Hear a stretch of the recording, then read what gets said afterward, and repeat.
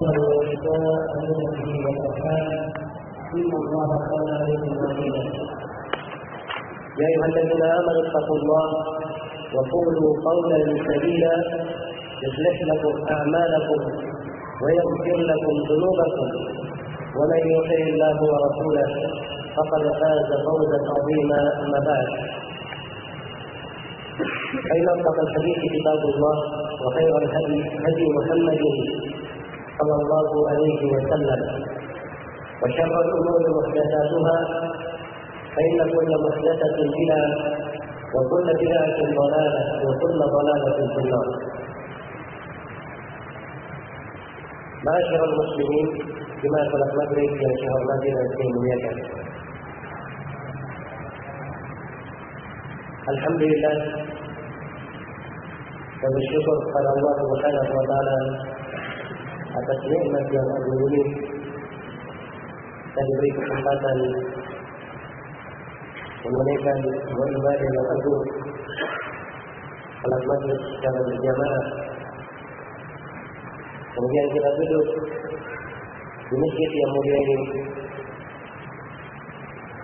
nanti masuknya salat isya, dan telah syah dari Nabi Sallallahu Alaihi Wasallam dalam sebuah riwayat atau dalam beberapa riwayat yang sahih bahwa siapa yang duduk di masjid menunggu ke salat berikutnya, kata-kata dia sudah melakukan salat hingga datang waktu salat tersebut.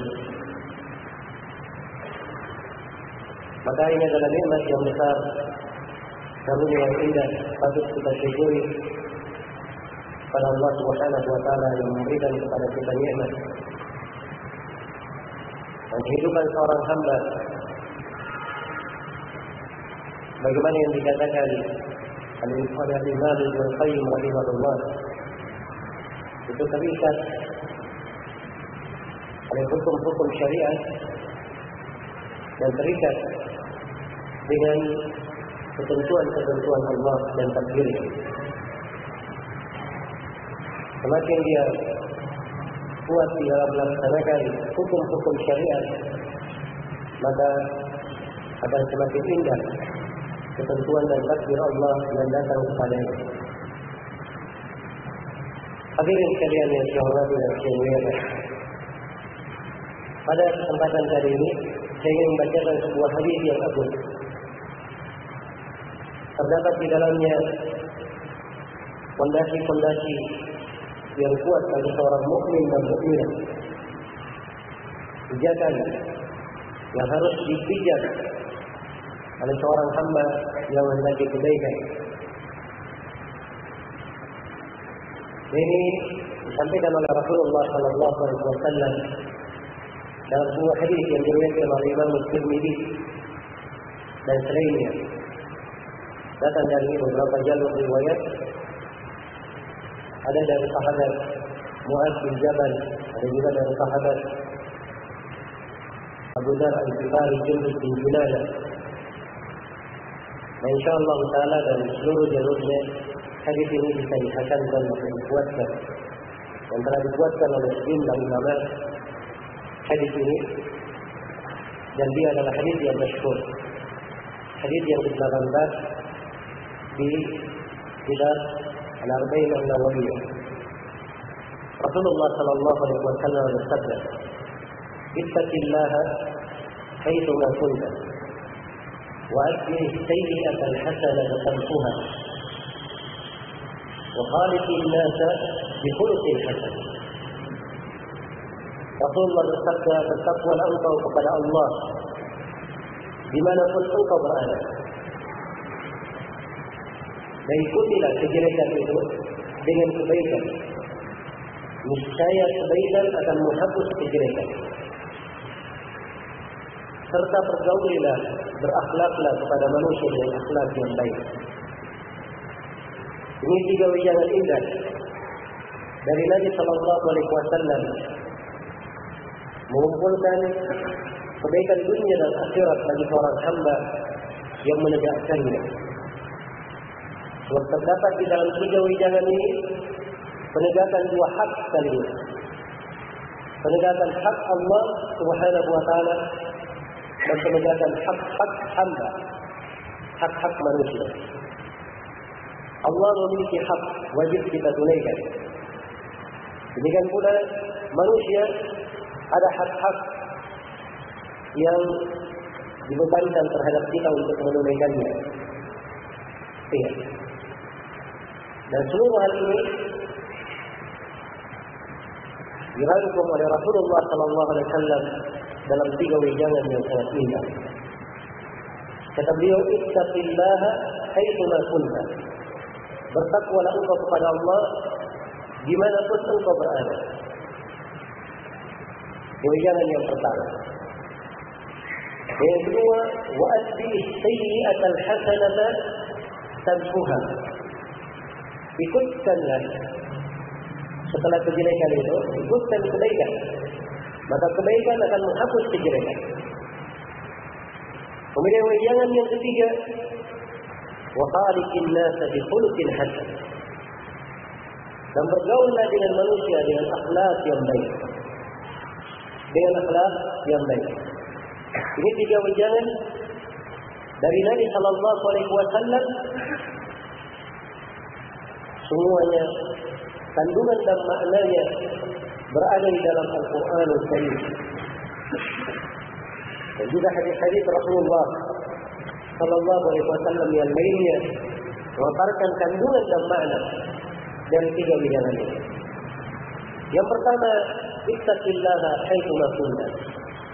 Bertakwalah engkau kepada Allah dimanapun engkau berada. Kalimat yang sangat agung. Rasulullah berwasiat kepada kita, memberikan wejangan kepada kita supaya kita bertakwa kepada Allah dimanapun kita berada. Bertakwa kepada Allah dikala sendiri maupun dikala dihadiri orang lain. Bertakwa kepada Allah Subhanahu wa taala dikala dia susah maupun dikala dia sempit, dikala dia susah maupun dikala dia lapang. Dia bertakwa kepada Allah Subhanahu wa taala pada segala keadaannya. Pada segala keadaannya. Iya. Dan wasiat dengan ketakwaan ini adalah wasiat yang sangat agung. Dia adalah wasiat Allah kepada seluruh makhluk yang terdahulu dan yang terakhir. Allah berfirman di dalam Al-Quran, "Walaqad wassayna alladziina utul kitaba min qablikum wa iyyakum an ittaqullah."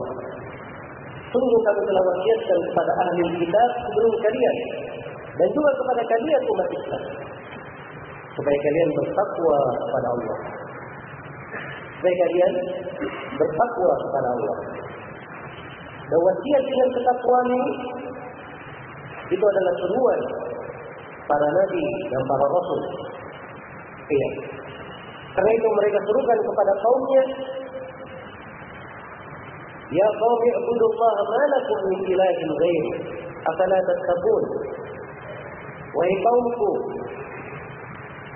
tidak ada sembahan bagi kalian, beribadahlah kalian kepada Allah, tidak ada sembahan untuk kalian selain daripada Allah. Tidakkah kalian bertakwa? Tidakkah kalian bertakwa? Iya. Maka takwa adalah kalimat yang sangat agung. Patut kita renungi maknanya. Kita perhatikan kandungannya.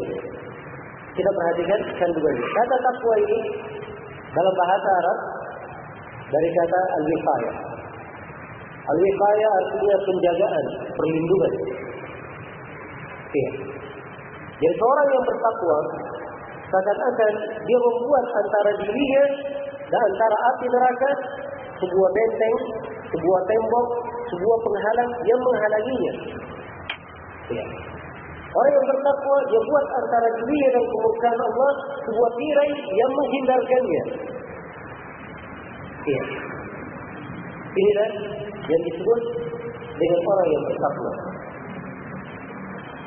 Mereka adalah orang-orang yang takut kepada siksaan Allah Subhanahu wa taala. Karena itu para ulama dalam mendefinisikan takwa kembali kepada makna ini. Di antara definisi takwa adalah apa yang diucapkan oleh Talq bin Habib rahimahullah taala. Kata beliau, "At-taqwa an ta'mala bi ta'atillah ala nurin min Allah tarju thawab Allah. Wa an tatruka ma'siyat Allah ala nurin min Allah takhafu iqab Allah." Takwa adalah engkau beramal dengan ketaatan kepada Allah di atas cahaya dari Allah. Engkau mengharap pahala dari Allah. Dan takwa adalah engkau menghindarkan dirimu dari kemaksiatan kepada Allah di atas cahaya dari Allah karena engkau takut kepada siksaan Allah. Ini definisi yang indah tentang takwa. Beliau ibaratkan bahwa takwa adalah menjalankan segala ketaatan dan meninggalkan segala yang dilarang.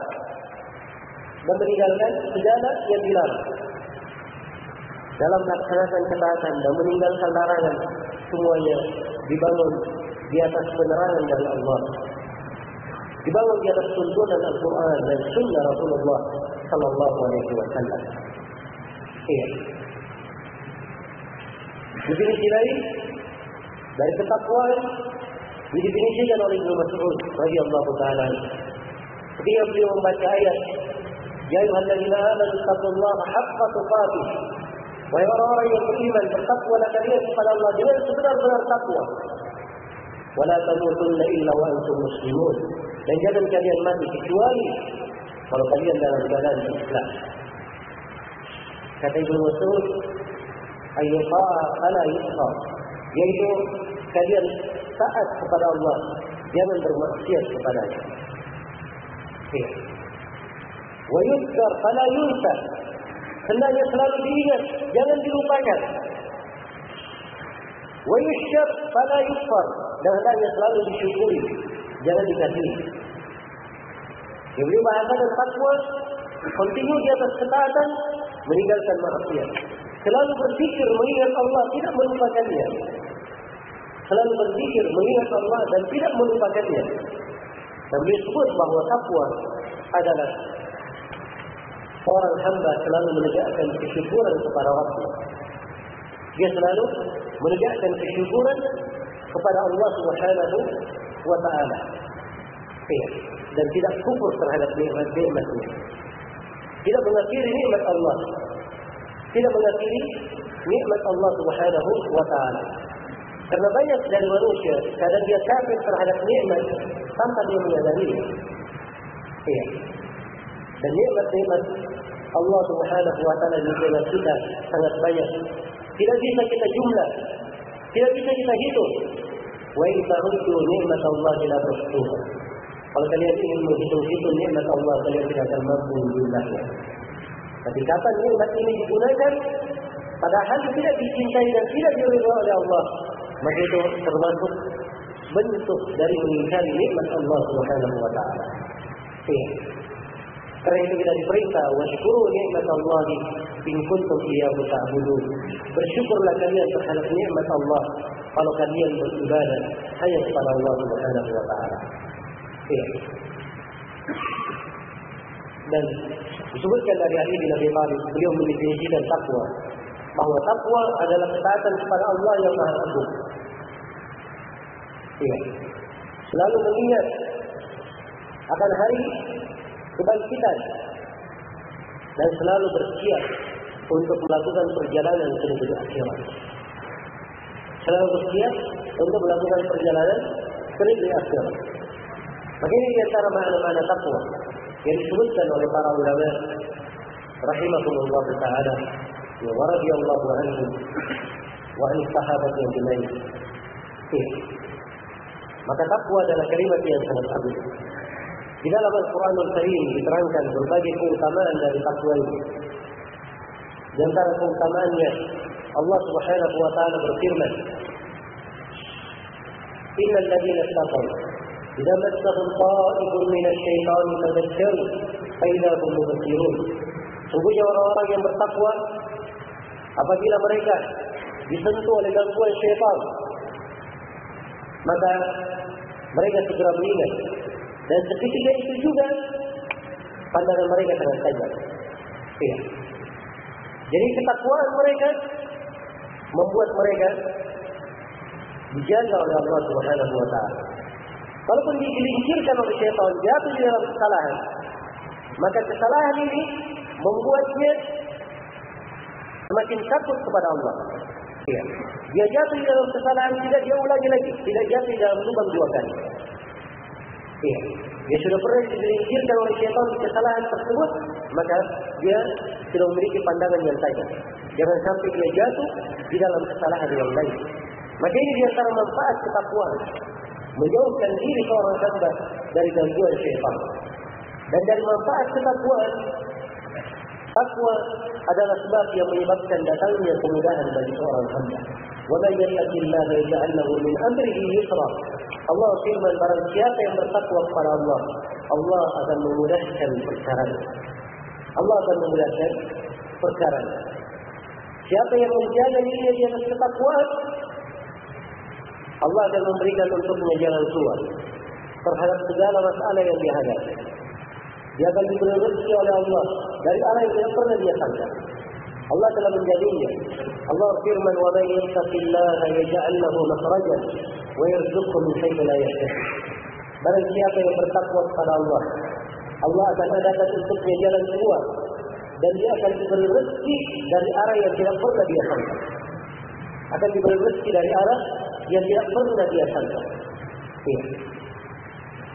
Kemudian di antara kebaikan dari takwa ini, takwa adalah wasiat Allah Subhanahu wa taala kepada Rasulnya, kepada Nabi Muhammad, manusia yang paling afdal, manusia yang paling utama. Bersama dengan itu Allah firman kepada Nabi-Nya, "Ya ayyuhan nabi ittaqillah," wahai Nabi, bertakwalah kepada Allah. Nah, yang selalu menjaga diri di atas ketakwaan